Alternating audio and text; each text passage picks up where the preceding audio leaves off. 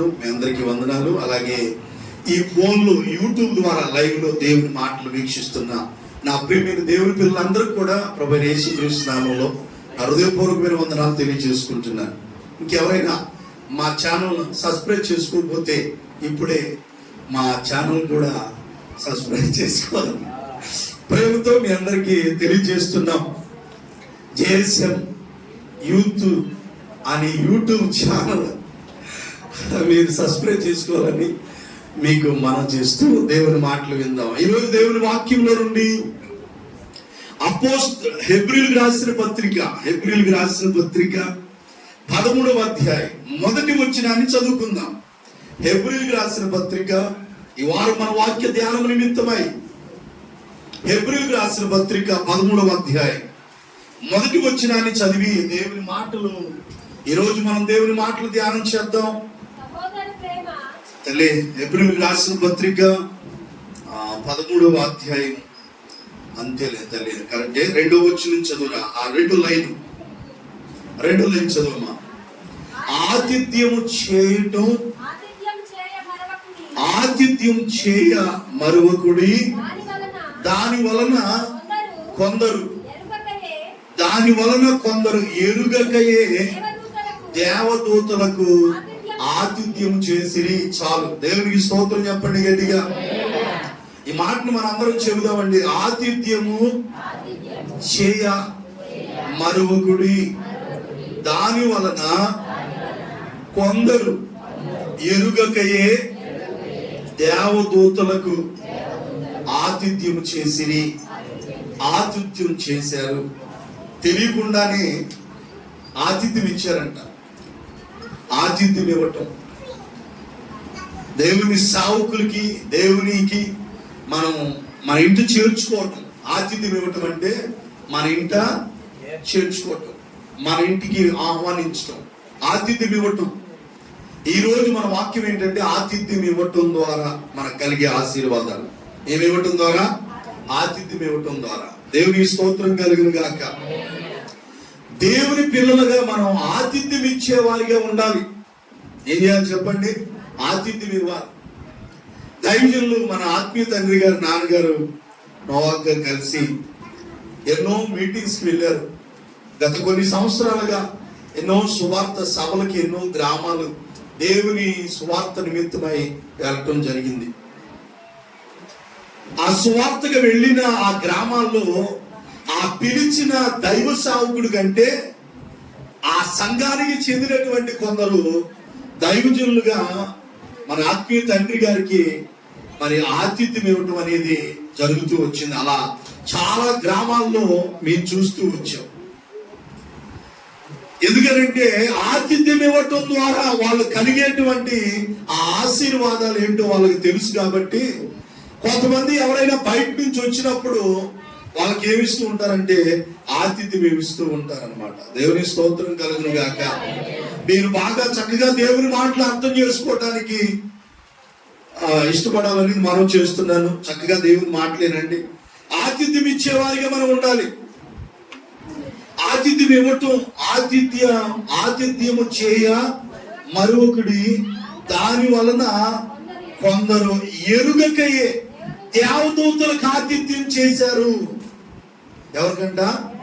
దేవదూతలకి తెలియకుండానే ఎరుగకయే ఆతిథ్యం చేయటం మరొకడి అంటున్నాడు. ఏం చేయకూడదంట? ఆతిథ్యం ఇవ్వటం మర్చిపోద్దంట. కొంతమంది ఆతిథ్యం ఇవ్వటం అనేది కొంతమందికి తెలియదు అనమాట. దేవుని పిల్లలు, దేవుని సేవకులకి మనం దేవుడికి ఆత్మస్వరూపిగా ఉన్నాడు కాబట్టి దేవునికి మనం ఆతిథ్యం ఇవ్వలేకపోవచ్చు. కానీ ఆయన ప్రతినిధులుగా ఉంటున్నటువంటి వారికి, దేవుని సేవకులుగా ఉంటున్న వారికి, దేవుని పిల్లలైనటువంటి వారికి మనం ఆతిథ్యం ఇచ్చే వారిగా ఉండాలి. ఆతిథ్యం చేయుట మర్చిపోవద్దు అంటున్నాడు. మనకు కలిగిందే మనం ఇతరులకి ఏం చేయాలంటే ఆతిథ్యం ఇవ్వాలి, చేర్చుకోమన్నాడు. దేవునికి స్తోత్రం కలుగును గాక. ప్రవక్తని చేర్చుకోండి అని దేవుని వాక్యంలో రాయబడి ఉంటుంది. ప్రవక్తని చేర్చుకున్నవాడు ప్రవక్త ఫలాన్ని పొందుకుంటాడంట. దేవునికి స్తోత్రం కలుగును గాక. కాబట్టి మనం ఏం చేయాలంటే దేవుని సేవకులుగా దేవుని సేవకుల్ని మనం ఆతిథ్యం ఇచ్చేటటువంటి వారిగా మనం ఉండాలనే విషయాన్ని మీకు జ్ఞాపకం చేస్తున్నాను నేను. దేవునికి స్తోత్రం కలుగును గాక. లూకా సువార్తలో అనుకుంటాను ఆ మాట అక్కడ మనకు కనబడుతుంది. దేవుని వాక్యంలో లూకా సువార్తలో పరిశుద్ధాత్మ దేవుడు చక్కగా దేవుని మాటలు ఆతిథ్యాన్ని గురించి దేవుడు చక్కగా చెప్పారు. కాబట్టి మన ప్రవక్తలని, దేవుని సేవకుల్ని, దేవుని ప్రతినిధుల్ని మనం చేర్చుకునేటువంటి వారిగా మనం ఉండాలి. దేవునికి స్తోత్రం కలుగును గాక. అలా చేర్చుకోవడం ద్వారా దేవుడు మనకి కొన్ని ఆశీర్వాదాలు దాచి ఉంచాడు. దేవుని వాక్యముల నుండి మీరు తర్వాత అయినా అది మీరు చూడొచ్చు. ఆనాటి కాలంలో దేవుని సేవకుల్ని వాళ్ళు చేర్చుకునేవారు. చూడండి మత్తయి సువార్త చూడండి ఒకసారి. మత్తయి సువార్త, లూకా సువార్తలో కూడా ఉంటుంది, కానీ మత్తయి సువార్త అందులో రాయబడి ఉన్న ఒక మాట చదువుదాం. మత్తయి సువార్త 10వ అధ్యాయం 11వ వచనం చదువు. 11వ వచనం 5వ వచనం చదువుదాం. యేసు ఆ 12 మందిని పంపుచు వారిని చూచి ఆ 12 మందిని పంపిస్తూ యేసు ప్రభువారు వారికి ఆజ్ఞాపించింది వాళ్ళకి తెలియపరిచారు. 9వ వచనంలో మీ సంచుల్లో బంగారమునైనను, వెండినైనను, రాగినైనను, ప్రయాణము కొరకు జాలినైనను, అంగీలైనను చదువు సిద్ధపరచుకోవద్దు. పాత్రుడు కాడా, మరియు మీరు ఏ పట్టణంలోనైనను గ్రామంలోనైనను ప్రవేశించినప్పుడు అందులో ఎవడు యోగ్యుడో విచారణ చేసి అక్కడ నుండి వెళ్ళు వరకు ఆ ఇంట్లోనే బస చేయండి. హల్లెలూయా. మీరు గ్రామాల్లోకి వెళ్ళండి సువార్త పని నిమిత్తం. ప్రభు ఆనాడు శిష్యులు 12 మందిని పంపిస్తూ మీరు గ్రామాలకు వెళ్ళి సువార్త చెప్తూ వెళ్ళినప్పుడు మీతో పాటు మీరు ఏం తీసుకెళ్ళవద్దు. మీరు వెళ్ళి ఆ గ్రామంలో ఎవరు యోగ్యులు అని ఎంక్వైరీ చేసి విచారణ చేసి యోగ్యులైన ఇంటి వారిలో మీరు బస చేయండి. మీరు అక్కడి నుంచి వెళ్ళేదాకా ఆ ఇంట్లో, ఆ యోగ్యులైన ఇంట్లో మీరు బస చేయండి, అక్కడే ఉండండి. మీరు వెళ్ళేటప్పుడు ఆ ఇంటికి శుభమని చెప్పి వెళ్ళండి. వాళ్ళు మిమ్మల్ని చేర్చుకుంటారు. మీరు అక్కడ ఆతిథ్యం తీసుకొని అక్కడి నుంచి వెళ్ళేటప్పుడు ఆ ఇంటికి శుభమని చెప్పి మీరు వెళ్ళండి. ఒకవేళ ఆ ఇల్లు యోగ్యంగా ఉంది అనుకోండి, మీ నోటితో పలికిన శుభవచనం వారి మీదకి వచ్చును. అది అయోగ్యమైంది అయితే మళ్ళా మీ సమాధానం. అంటే ఆ ఇల్లు యోగ్యంగా ఉంటే ఎవరైతే మిమ్మల్ని చేర్చుకుంటారో, ఎవరైతే మిమ్మల్ని చేర్చుకుని మీకు బస చేసి ఆతిథ్యం ఇస్తారో ఆ ఇంటికి శుభం చెప్పి వెళ్ళండి. ఆ ఇల్లు యోగ్యంగా ఉందా, మీరు పలికిన శుభవచనం ఆ ఇంటి మీదకి వస్తుంది. ఒకవేళ ఆ ఇల్లు అయోగ్యంగా ఉంటే మళ్ళా సమాధానం మీ దగ్గరికి వచ్చేస్తుంది. అంటే దేవుని ఆతిథ్యం మనకు కలగాలి. క్షమించండి, దేవుని ఆశీర్వాదం, దేవుడిచ్చే ఆ శుభ వచనాలు మన కుటుంబాల మీదకి రావాలి అని అంటే మన గృహాలు కూడా ఎలా ఉండాలి అని అంటే యోగ్యమైన గృహాలుగా ఉండాలి.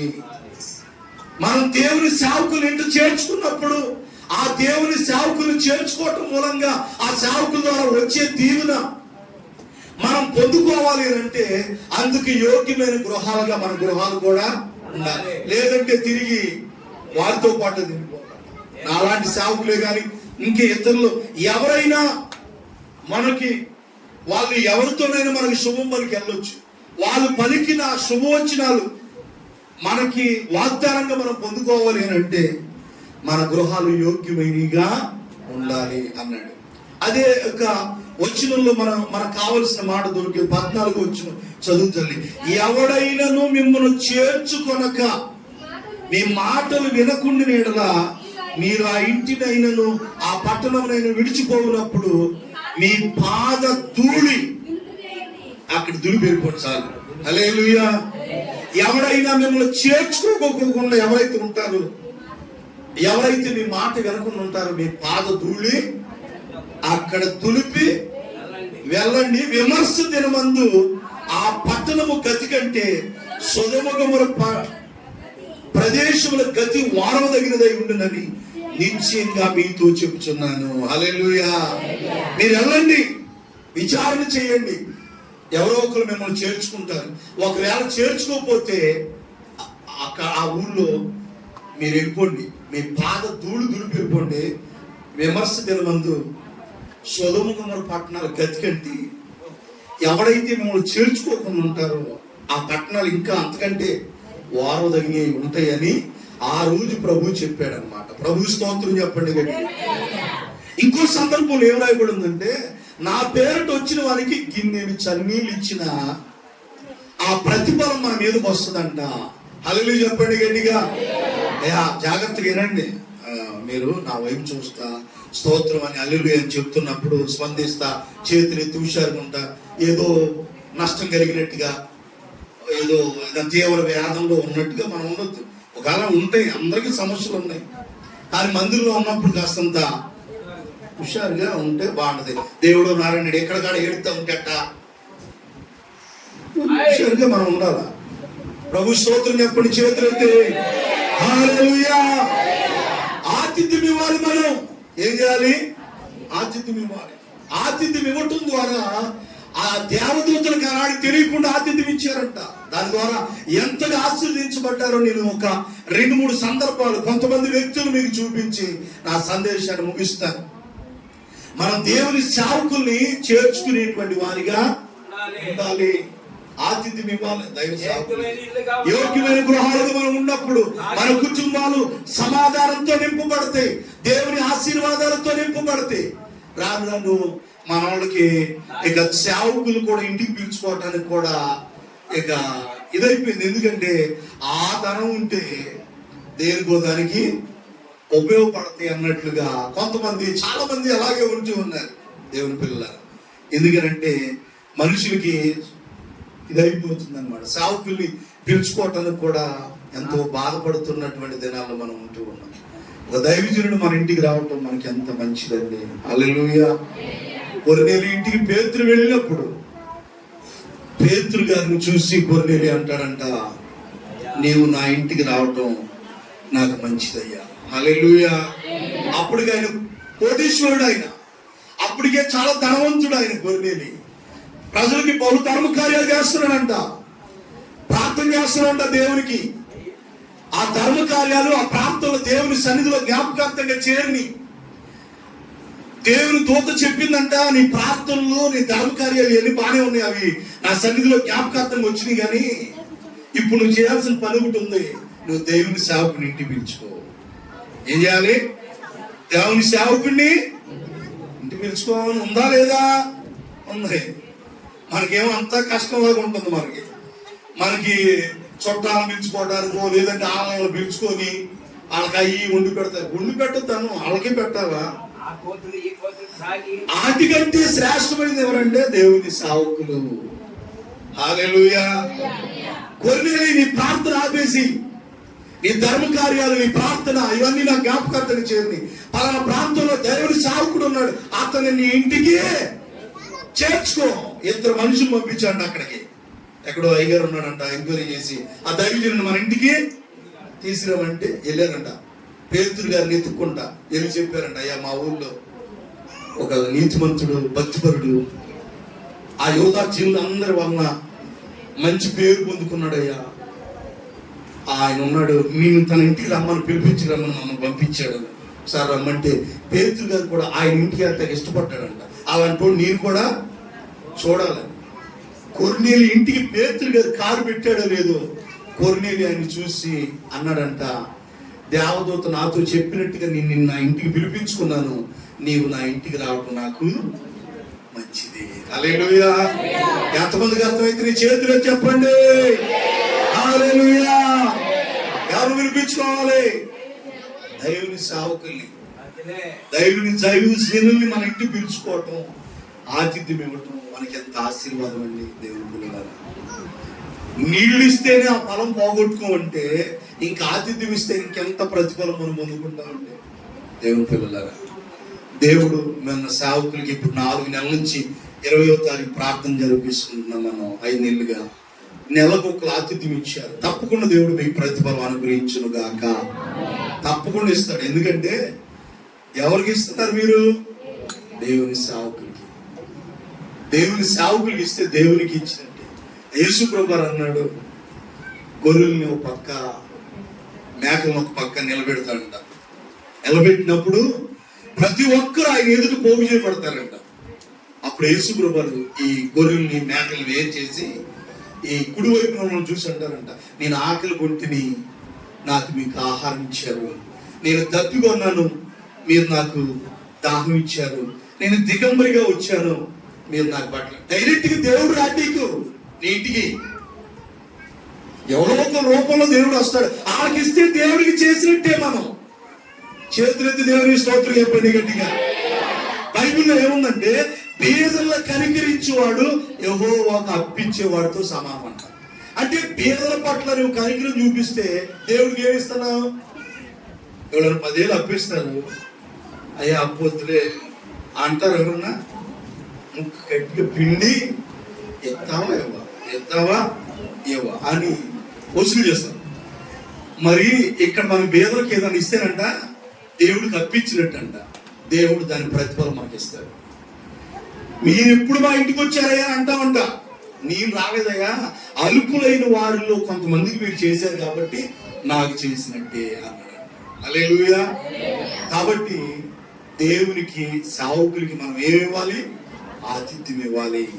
ఆతిథ్యం చేయటం మనం మర్చిపోకూడదు. దేవుని పిల్లలారా, నేను ప్రకటన చేశాను అంతే. అమ్మా మీకు ఎవరు కూడా ప్రేరేపణ కలిగితే వారు ఆతిథ్యం ఇవ్వండి అంటే, తిమోతి గారు పోయిన నెలలో వాళ్ళ అన్నయ్య పెడతా ఉంటే, అయ్యా వచ్చే నెల నేను పెట్టుకుంటానయ్యా అయ్యగారికి అన్న, మీ ఇష్టం అయ్యా. మరి ఆ బిడ్డకి ఎవరు చెప్పారు? కరుణ అంటుందంట, వచ్చే నెల మనం పెడదామన్నా, ఆ డబ్బు లేదు ఆ అన్నయ్యకి ఇచ్చేస్తాను, నేను అన్నయ్య చూసుకుంటాను. దేవుడు ప్రేరేపణ. ఎందుకంటే మనం ఆతిథ్యం ఇవ్వాలా, అది మనకు ఆశీర్వాదం. అంటే మీరు ఇస్తున్నారా అని ఇవ్వట్లేదని కాదు. ప్రతి ఒక్కరూ కూడా మన సేవకులు కానీ బయట నుంచి వచ్చిన వారిని కానీ మనం ఏం చేయాలంటే ఆతిథ్యం ఇవ్వాలి వారికి.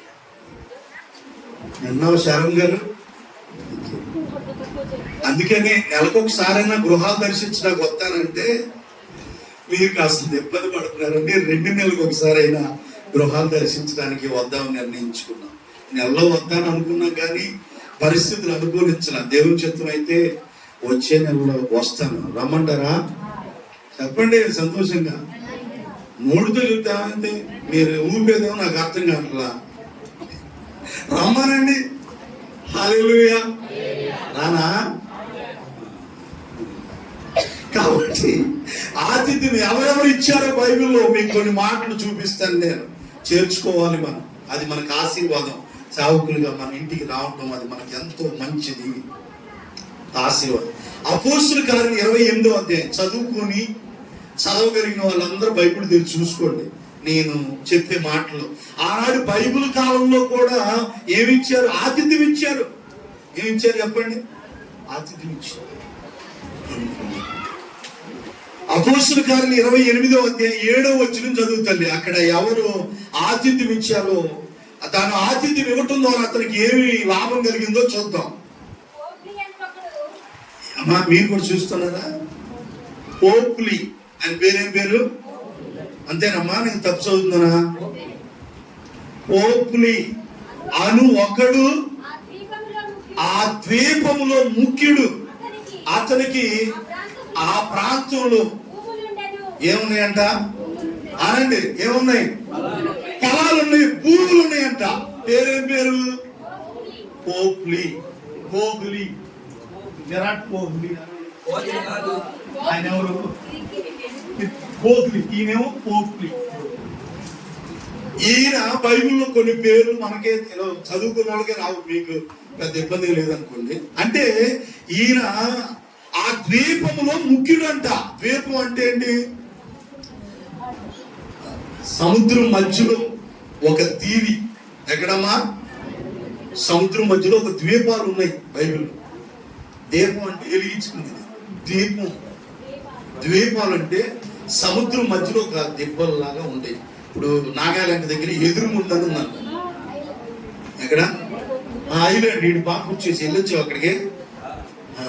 కృష్ణా నదిలో ఐలాండ్ ఉంది, చుట్టూ నీళ్లు ఉంటాయి, మధ్యలో అక్కడ టూరిస్ట్కి వెళ్తున్నారు. మీ భర్తను తీసుకొని మీరు కూడా ఒక రౌండ్ వేసిరండి. అక్కడ నన్ను అక్కడ తీసుకెళ్ళమని ఏడిపోయింది. ఇక్కడేగా ఎవరిని మీ యజమానులు ఏడిపించి నన్ను అక్కడ తీసుకెళ్ళమని పడవ నుంచి ఇక్కడ దాకా అక్కడ ఎక్కి అక్కడ తీసుకెళ్ళి ఆ వాటర్లో అక్కడ శుభ్రంగా తిని అక్కడ ఆ చెట్లు చేమలు అవన్నీ ఉంటాయి, చెట్ల కింద చేమల కింద కాసేపు కూర్చొని ఆహ్లాదంగా ఆ నదిలో విహరిస్తా మీరు కూడా పడవలు చల్లబోట్ల ప్రయాణం చేస్తాం. హల్లెలూయా.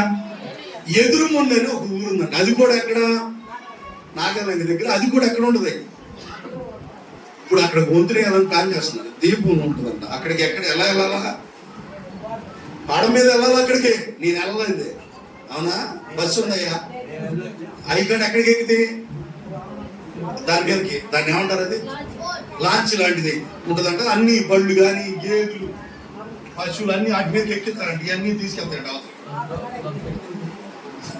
అలాంటివి ఉన్నాయి సముద్ర బైబిల్ కాలంలో కూడా దీపాలు అంటున్నారు వాటిని. పౌలు గారు స్వార్థ పరిచర్య చేసేటప్పుడు ఎవరంట చెప్పండి? ఎవరు?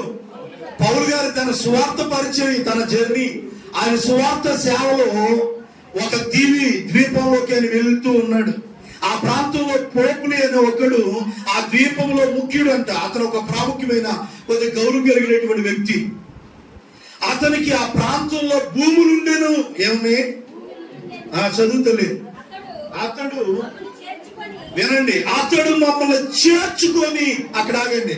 అమ్మా మీకు కనబడుతుందా? ఏం చేశాడంట? ఎవరమ్మా? పోపులు అనేటువంటి ఆయన పౌలు గారిని అంట చేర్చుకొని 3 రోజులు 3 దినములు స్నేహ భావముతో ఆతిథ్యం ఇచ్చాను. హల్లెలూయా చెప్పండి గట్టిగా. ఏమిచ్చాడంట?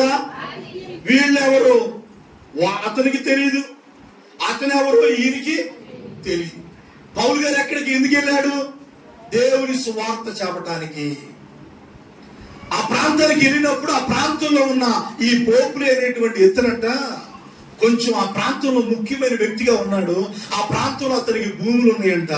ఈ పౌలు గారిని వీళ్ళని చేర్చుకొని 3 రోజులు స్నేహభావంతో, ఎలాగా అంటే ఒక స్నేహితుల్లాగా ఆ వ్యక్తి ఈ పౌలు గారు వాళ్ళకంట ఆతిథ్యం ఇచ్చాడంట. ఏమిచ్చాడు చెప్పండి? చేర్చుకొని రెండయ్యా మీకు ఏది కావాలో ఇక్కడ ఉండండి అని పౌలు గారిని అక్కడున్న అతనితో పాటు ఉన్నామని చేర్చుకొని ఏమిచ్చాడు? ఇచ్చాడా ఇవ్వలేదా? ఆతిథ్యం ఇచ్చాడంట. 3 రోజులు స్నేహభావంతో.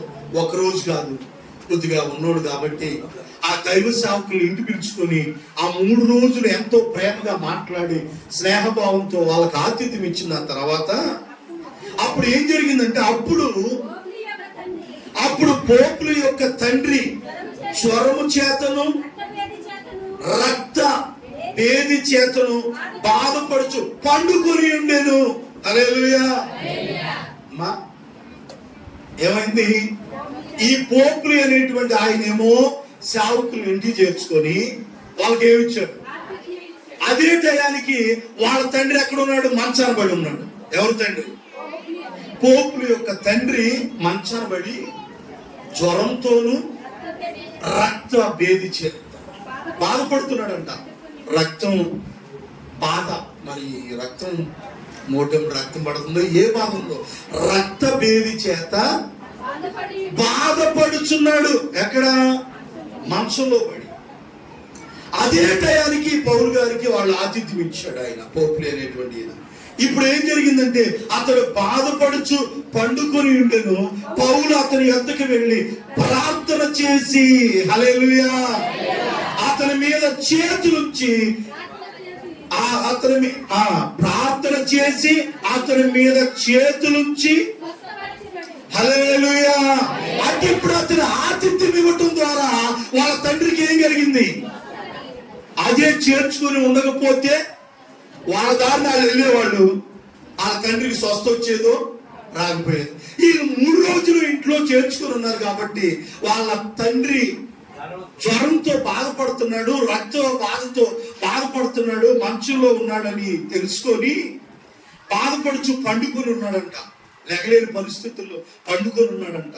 పౌలయ్య గారు అక్కడికి వెళ్ళి అతని గురించి అతని యొద్దకు వెళ్ళి ప్రార్థన చేసి అతని మీద చేతులుంచి ఆయన ఏం చేశాడంట? స్వస్థపరిచి. ఇది ఎలా జరిగింది? ఆతిథ్యం ఇవ్వటం ద్వారా. అనండి, చేర్చుకోవటం అన్నా ఇంచుమించుగా ఆతిథ్యం ఇవ్వటం. మీకు ఒకవేళ ఈ పదం నోరు తిరగకపోతే చేర్చుకోవటం ద్వారా స్వస్థత కలిగిందంట ఆ తండ్రికి. ఇప్పుడు దేవుని సేవకులు మన ఇంటి పిలుచుకొని ఆతిథ్యం ఇచ్చామనుకో, వెళ్తా ఏం చేస్తారు? పౌలయ్య గారు ఏం చేశాడు? ప్రార్థన చేశాడమ్మా. ఏం చేశాడు? దేవుని సేవకులు నోటుకుండా వచ్చిన ప్రార్థన అక్కడ జ్వరంతో బాధపడుతున్న ఆ వ్యక్తిని ఆయన చేతుల నుంచి కానీ స్వస్థత కలిగింది. నీ ఇంట్లో దైవ సేవకులకు ఆతిథ్యం ఇచ్చావనుకో, సేవకులు వెళ్తారు ఇంటికి, ఇందాక ఏం చెప్పి వెళ్తారు? శుభం చెప్తారు. వారి నోటి గుండా వచ్చిన ఆ పలుకు నీ కుటుంబం అక్షరాల నెరవేరుతుంది. హల్లెలూయా, హల్లెలూయా. ఇప్పటి నుంచి మీరు ఏమైనా తీర్మానం చేసుకోవాలంటే, నేను కూడా సేవకుల్ని చేర్చుకుంటాను ప్రభువా, నేను ఆతిథ్యం ఇస్తానని ఒక తీర్మానాన్ని చేసుకోవాలి. ఆ పోపుల యొక్క తండ్రి చేర్చుకోవడం ద్వారా వాళ్ళ తండ్రికి స్వస్థత కలిగిందంట. మనం కూడా అలాగ చేర్చుకోవడం ద్వారా దేవుని సేవకులు స్వస్థపరిస్తే ఇది చూచి ఆ ద్వీపంలో ఉన్న కడమ రోగులు కూడా, ఎవరంట కడమ రోగులంటే? ఇప్పుడు ఈయన బాగుపడ్డాడంట. ఆ చూసిన వాళ్ళందరూ ఏం చేశారంటే, ఎవరో అయ్యారు వచ్చారంట, ఎవరు ప్రార్థన చేసి స్వస్థ వచ్చిందని మనం అందరం కూడా వెళ్ళాలని ఆ కడమ రోగులందరూ కూడా వచ్చి స్వస్థత పొందిరి. హల్లెలూయా. అంటే అతడు ఒక్కడ ఆతిథ్యం ఇవ్వటం వలన అనేకులకి ఆయన ఆశీర్వాదకారంగా మార్చబడ్డాడు. వాళ్ళ తండ్రి స్వస్థ పొందుకున్నాడు. అది చూసిన అనేక మంది రోగులు కూడా స్వస్థ పొందుకున్నారు. మనం తెలియని వాళ్ళకి మనం ఆతిథ్యం ఇస్తే ఒక అన్యులు కూడా వాళ్ళకు కూడా ఏదో ఒక మేలు చేసిన వాళ్ళు మనం అవుతాం. ఆ సేవకులు మన ఇంటికి పిలుచుకోవటం ద్వారా అక్కడ పక్కన ఉన్న అన్యులు కూడా వచ్చి ఏం చేయించుకుంటారు? ప్రార్థన చేయించుకుంటారు. వాళ్ళు కూడా మా కొరకు కూడా ప్రార్థన చేసి వెళ్ళండి అయ్యా అంటారు. దేవుని సేవకులు మన ఇంటికి పిలుచుకుంటారు. ఇప్పుడు ఇతను బాగుపడితే అక్కడ ఉన్న రోగులు వచ్చారంట, పౌలు గారితో ప్రార్థన చేయించుకుంటారు. కింద మాట ఇంకా స్పష్టంగా ఉంది, మరియు వారు అనేక సత్కారములతో అక్కడ ఏం చేశారమ్మా? సత్కారాలు అంటే శాలువా గప్పి పూలదండేసి సత్కారం చేశారంట. ఎవరికి? పోపుని అంటారు, పౌలయ్య గారికి. పౌలయ్య గారికి ఆతిథ్యం ఇచ్చారు, పైగా సత్కారం చేశారు. కింద ఏముండదంటే తల్లి, మమ్మల్ని మర్యాద చేశారు. ఏం చేశారు? ఉందా తల్లి మాట? మమ్మల్ని ఏం చేశారు? మమ్మల్ని మర్యాద చేశారు. హల్లెలూయా. చేతులు చెప్పండి, హల్లెలూయా. దైవ సేవకులకి ఏ రాడన్నా మనం సత్కారం చేశామా? ఇటు చూడండి, నా చేయగా చూడండి, ఇటు చేశామా? మొన్న ఫాదర్స్ డే రోజున మాకేం జరిగినప్పుడు ఎత్తి మీద అభిషేకం చేసినప్పుడు అప్పుడు నాకు సాల్వర్ చెప్పారు, నా మెడలో దండం వేశారు. అమ్మ కూడా బతుకుండదేమో, పెద్దది పెడదాం అనుకున్నాం. అసలు అలిగే మంది ఎక్కువైతే ఇంకెక్కడ చేస్తాం మనం? మన ఫాదర్స్ డే జరిగిందా? ఏడే మొన్న వారమేగా. చాలా మందిరాల్లో ఆత్మీయ తండ్రికి అంటే సేవకుడికి చాలా మంది సన్మానాలు సత్కారాలు చేశారు. ఎవరికి? దైవుడు ఆత్మీయ తండ్రి. ఎందుకులే ప్రతిదీ బయటపడి చెప్తే వెళ్తున్నారు. ఒక సంవత్సరానికి ఒకసారి ఉన్నా ఇన్ని కుటుంబాలు ఉన్నాయి. ఏ రోజున్నా కొత్త సంవత్సరం నాడు దైవజనుడు ఒక జత బట్టలను పెట్టారు నిన్ను తప్పించేసి. నువ్వు ఎప్పుడో ఏదో సందర్భంలో పెట్టి అమ్మ చచ్చిపోయినప్పుడు ఇంకెప్పుడో పెట్టి ఉంటారు అనుకోండి. ఇంతమంది మనం కొనుక్కునేటప్పుడు దైవుని సేవకులు కూడా కొత్త సంవత్సరం నాడు బట్టలో మీరు బయటికి కనుక్కోండి.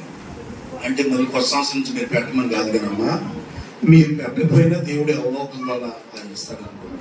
అంటే మనం దైవజనుని సత్కరించారు. ఏం చేశారు అక్కడ అంటే ఆ సందర్భం వచ్చింది కాబట్టి ఇలాంటి మాటలన్నీ మీకు చెప్తున్నాం.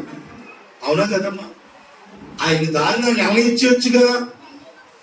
ఆతిథ్యం ఇవ్వటమే ఒక గొప్ప సంగతి. పైగా ఏం చేశారంట? సత్కారములతో మమ్మల్ని ఏం చేశారు? సత్కారంతో మర్యాద దైవజనుల్ని బయట ఉంచిన మనం మర్యాద చేసి పంపించాలి. అది మన ధర్మం. అది చాలా మంది నాన్నగారు మీటింగ్కి వెళ్ళినప్పుడు ఎన్నిసార్లు చేసి కట్టుకుంటారు నాన్నగారికి. ఒకసారి ముగ్గురు అన్నదం ఏదో కూటమి పెట్టి మాట్లాడ కప్పినట్టున్నారు. ఆ ఫోటో ఎప్పుడమ్మా చచ్చిపోయినప్పుడు ఇక్కడ రోడ్డు మీద పెట్టినప్పుడు మా కప్పిన ఫోటోలు ఉన్నాయి. మనం ఎక్కడో కనపడి దాచుకున్నాం. అందులో మేము ముగ్గురు ఉన్నారు. ఎందుకంటే ఇలాంటి ఏదైనా సందర్భాలు వచ్చినప్పుడు దైవజనులకి మనం ఏం చేయాలా? సన్మానం చేయాలి. దైవ సేవకులు పుట్టినరోజు వచ్చినప్పుడు, దైవ సేవకులు ఆత్మీయ పుట్టినరోజు జరిగినప్పుడు మనం దేవుని నిన్న ఫోన్లో ఒక దైవజనుడు కోదాడలో ఉండేవాడు. ఆయన పద్మారావు గారు.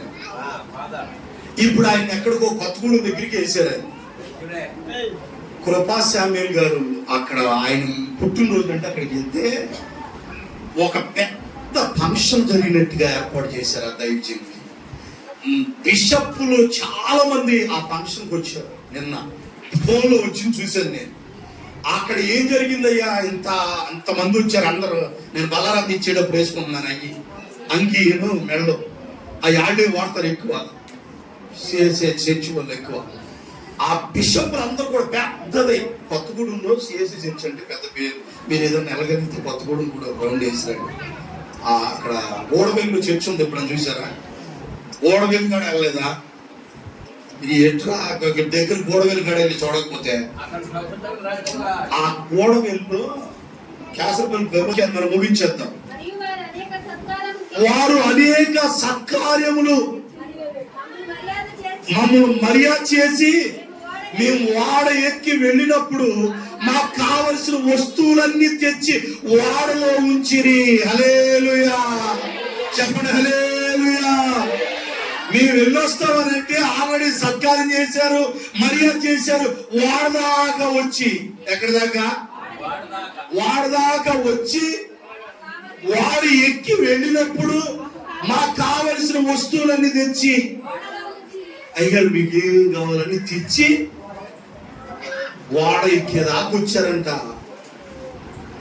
వాడ ఎక్కిచ్చారు. ఆడ కావాలనిసిన వస్తువులన్నీ వాడలో పెట్టి అప్పుడు వెళ్ళారంట వెనక్కి. ఏ రోజన్నా అక్కడి నుంచి వస్తున్నా, ప్రార్థన ముగించుకొని వెళ్తున్నా, ఒక్కలన్నా ఫోన్ చేసి అయ్యా క్షేమంగా వెళ్ళారని ఎవడన్నా అడిగారు.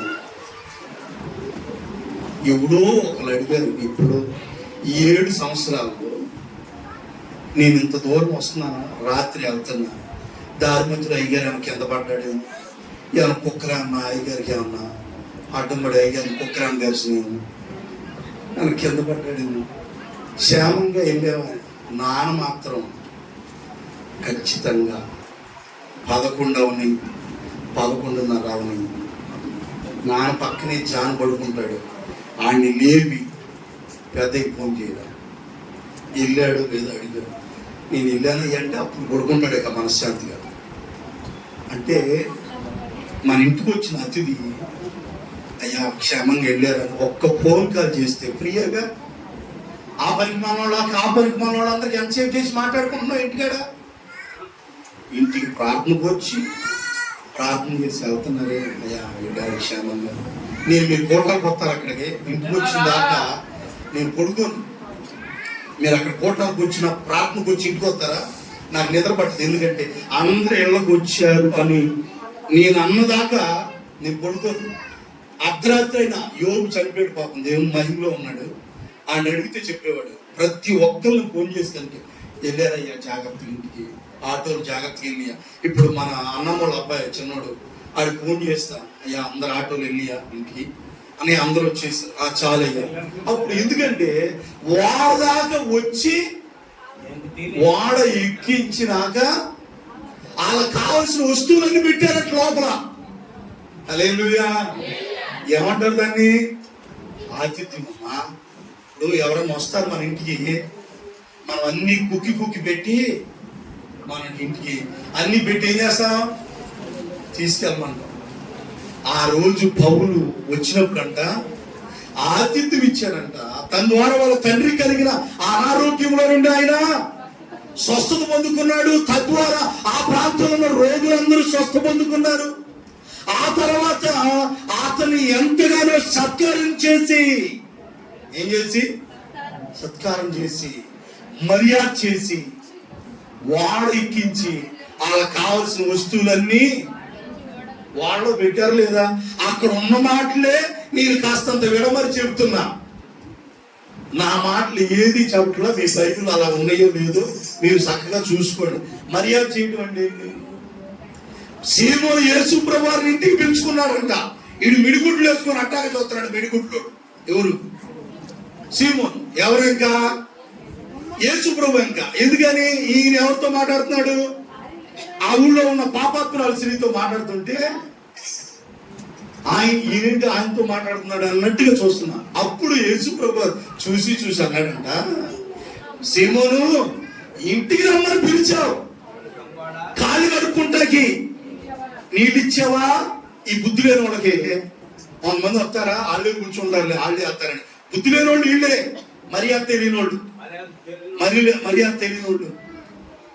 ఎక్కడో అన్నం ఏమంటే ఒక్కకే చెప్పలాగుంది అది.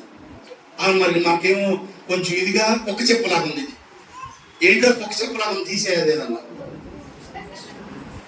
అందుకని వాళ్ళు 2 పల్లెలు, వీళ్ళు 2 ప్లేట్లు.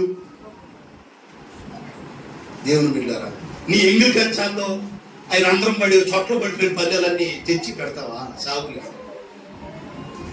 దేవుని బిడ్డారా, ఒకడేమో జ్ఞాపకాలు కోటాలు పెడతారే, చచ్చినప్పుడు దినాలకి ఇచ్చేట్టుగా పెడుతున్నారు. ఒక పందును తిప్పి చూశాను నేను, అందులో అవి ఉన్నాయన్నమాట, ఆ పేర్లు ఉన్నాయి. ఆ జ్ఞాపకార్థంగా ఇచ్చిన బదులు మాకు పెడుతున్నారు అనమాట. దేవుని బిడ్డారా, 4-5 కొన్నారు. మా చెల్లి కూడా కొత్త టెక్కర్ కాడ తీలా పల్లెలు పెట్టింది. అమ్మ టెక్కర్ అన్న తీరా ఆ లోపలికి వెళ్తా అన్నం తినేటప్పుడు అంటే మొన్న కొనుక్కొచ్చాను నేను మీకోసం. వీళ్ళు అప్పుడు ఆల్రెడీ మనం కొనుక్కొచ్చి ఎప్పుడో చాలా లేదు కొనుక్కొచ్చి. అంటే గట్టిగా హల్లెలూయా.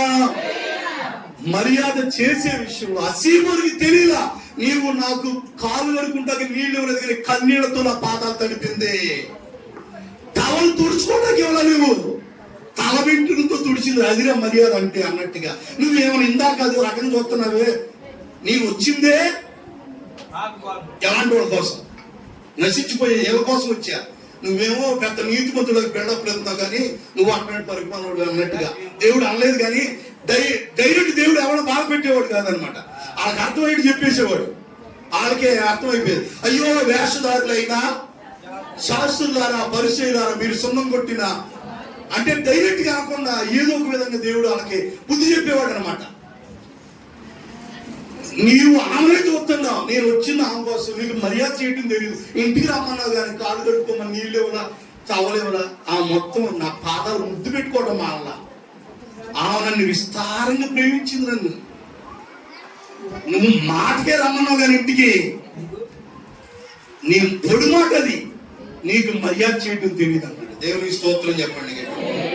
కాబట్టి దేవుని పిల్లలుగా దైవ సేవకులకి మనం చేర్చుకోవటం ద్వారా ఆ పోపుల యొక్క తండ్రి స్వస్థత పొందుకున్నాడు. చేర్చుకోవటం ద్వారా మనకెంతో కుటుంబాలను గొప్ప కార్యాలు దేవుడు జరిగిస్తాడు. 28వ అధ్యాయం మొదటి వచనం చదవాలి. అక్కడ ఇంకొక ప్రజలు ఉన్నారంట. మేము తప్పించుకొనిన తర్వాత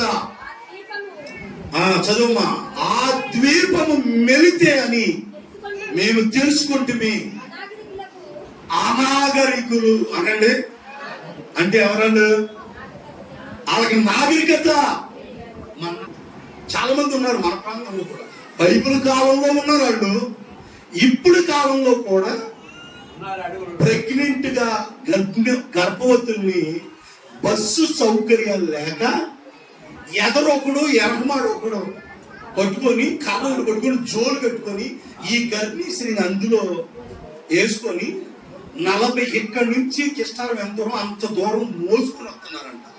ఇప్పటికి అక్కడికి బస్సులు లేవు, ఇప్పటికి కూడా ఈ రోజు దాకా. అలాంటి చోట అనాగరికులు, నాగరికత. కొన్ని ప్రాంతాల్లో మనం ఒంటి నిండా మేము బట్టలు వేసుకున్నాం, మీరు చీరలు కట్టుకున్నారు, జాకెట్.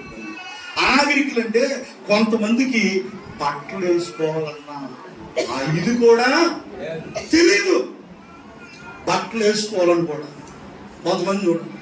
అంత దాకేందుకమ్మా, మన దివ్యాకే ఉంటుందిగా, ఒక ద్వీపంలోకి వెళ్ళానంట. ఆ సముద్రం మధ్యలో ఆ మెలితే అనేటువంటి ఆ ద్వీపంలోకి వెళితే అక్కడ అనాగరికులకు, ఆ ద్వీప వాసులు, ఆ ప్రాంతంలో ఉన్న నివాసం చేసేటువంటి ఆ ద్వీపవాసులు మాకు చేసిన ఉపచారం ఇంత అంత కాదని రాయబడి ఉంది అక్కడ. ఏముందిరా తల్లి? వాళ్ళు మాకు చేసిన ఉపచారం ఇంత అంత కాదు. ఎవరాళ్ళు? అనాగరికులు. నాగరికత తెలియని వాళ్ళే ఆనాడు దైవ సేవకులు పౌరు గారు ఆ ప్రాంతానికి వెళితే వాడ బద్దలైపోయి కొట్టుకుంటా ఎవరు పౌరు గారు వాడ బద్దలైపోయిందంట. కొట్టుకుంటూ ఆ చెట్ల మీద అక్కడ తప్పులు ఏసుకుంటూ వెళ్ళి ఆ దీపానికి చేరుకున్నారు. అక్కడున్న ఈ అనాగరికులు ఏం చేశారంటే ఏమన్నా పిలిచి వాళ్ళకి చేసిన ఆతిథ్యం అంతా ఇంత అంత కాదన్నారు. పైగా అక్కడ వాళ్ళు కొట్టుకుంటూ వచ్చారని, అదే ఆ దీపంలో ఈదుకుంటా చల్లోబడి వచ్చారని.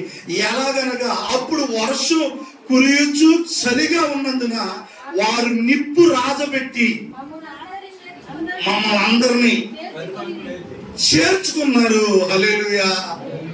ఏం చేశారంట? ఎవరు? అనాగరికులు, ఏమీ తెలియదులే. అలా చేర్చుకుంటే ఆ రోజు వాళ్ళు ఎవరో తెలియదు, చేర్చుకున్నారే. అన్నీ తెలిసి కంప్యూటర్ యుగంలో మనం ఉన్నాం, అంతా జ్ఞానం తెలిసిపోయింది మనకి, అన్నీ తెలిసిపోయి. మనోళ్ళు ఇదివరకు ఒక రకంగా ఉన్నారు, ఆ తర్వాత నా చిన్నతనం ఒక రకంగా ఉన్నారు, ఇప్పుడు మొత్తం అప్డేట్ అయిపోయారు. అందరూ బాగా తెలుసుకున్నారు.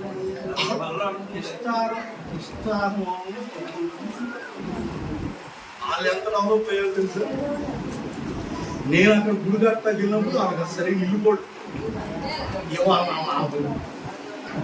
ఎందుకంటే డెవలప్ అవ్వాలి. దేవుని స్తోత్రం కలిగినగా అభివృద్ధి.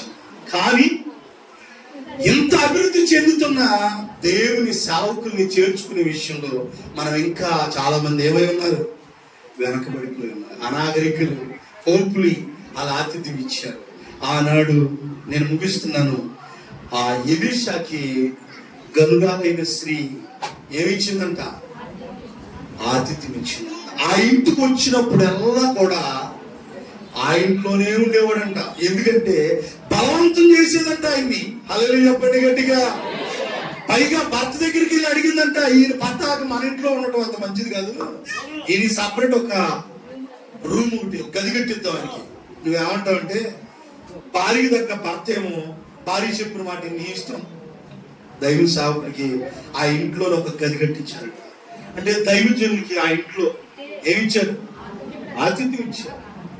చూసి ఎలీషా గారు అన్నాడంట, అతని దగ్గర ఉన్న అసిస్టెంట్ పంపించి అడిగాడంట, ఆమెకి అసలు ఇంత మర్యాద చేస్తున్నాం నాకు వచ్చినప్పుడు ఈ ఊళ్ళో ఎవరికి లేని, ఎవరికి పట్టట్లేదు, ఏమో మన మీద ఓ ప్రత్యేకమైన శ్రద్ధ చూపిస్తుంది కాబట్టి ఆమెకి ఏదైనా అవసరం ఉందేమో కనుక, ఆమెకి ఏదైనా కొదువు ఉందేమో కనుక మనం తీరుతాం అనుకుందంట. దేవుని బిడ్డలారా, ఎందుకంటే ఆ దైవజనుడు ఎలీషాకు ఆతిథ్యం ఇవ్వటం ద్వారా ఆమె కుమారుడు లేడని లోటు తీర్చబడింది. హల్లెలూయా చెప్పండి, హల్లెలూయా. ఇలాగ ఎన్ని సంగతులైనా నేను చెప్పగలను ఈ రోజున. సహోదరి, ఆతిథ్యం చేయటం మర్చిపోవద్దు, చేర్చుకోండి. దైవ సేవకులకు ఆతిథ్యం ఇవ్వండి. దేవుని సేవకులు చేర్చుకోవడం ద్వారా దేవుని నువ్వు చేర్చుకున్నట్టే. దాని ద్వారా నీ కుటుంబంలో ఉన్న కొదువులు తీర్చబడతాయి. నీకున్న బలహీనతలు, అనారోగ్య పరిస్థితుల నుండి దేవుడు స్వస్థత కార్యాలు జరిగిస్తాడు. నువ్వేం చేయాలా? చేర్చుకోవాలా, ఆతిథ్యం ఇవ్వాలా. ఏం చేయాలా?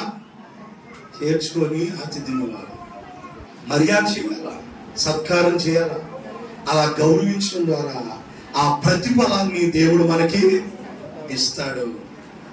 దేవుని పిల్ల నాన్నగారు బొంబాయి జబల్పూర్ అటు మీటింగ్కి వెళ్ళారు నా చిన్నప్పుడు. అంటే పెళ్ళి అవ్వయిందో అవ్వలేదు అప్పుడు నాకు వివాహం జరగలేదు అనుకోండి, వివాహం జరగలే. జబల్పూర్ వెళ్ళాం. అటు వెళ్తే నాన్నగారు వచ్చేటప్పుడు వాళ్ళు ఎన్నో కొని పంపించారు, ఎన్నో బట్టలు అవి దేవుని బిడ్డలు అవన్నీ ఇచ్చారంట. ఎందుకంటే ఒక దైవ సాగులు కాదండి, పేదలు ఎవరైనా ఉన్నప్పుడు వాళ్ళకు కూడా మనకు కలిగిన వాళ్ళకి ఏమి ఇవ్వాలా? పరదేశులకు ఆతిథ్యం ఇవ్వాలంట. లేని వాళ్ళకి పేదలకి మనం ఏమి చేయాలి? అందుకే ఇవ్వాలి దేవుని బిడ్డలు. అలా కనుక మనం ఇస్తే తద్వారా మన కుటుంబాలు ఆశీర్వదించబడతాయని చెబుతూ దేవుని పిల్లలను ఆతిథ్యం చేయటం మర్చిపోవద్దు. ఆనాడు తెలియకుండానే దేవదూతలకి అబ్రహాం, లోతు వీళ్ళు దేవదూతలకు ఆతిథ్యం ఇచ్చారు. మనం కూడా ఆతిథ్యం ఇచ్చేవారిగా ఉందాం. తగిన ఆశీర్వాదాలు మనం పొందుకుందాం. దేవుడి మాటలు దీవించును గాక.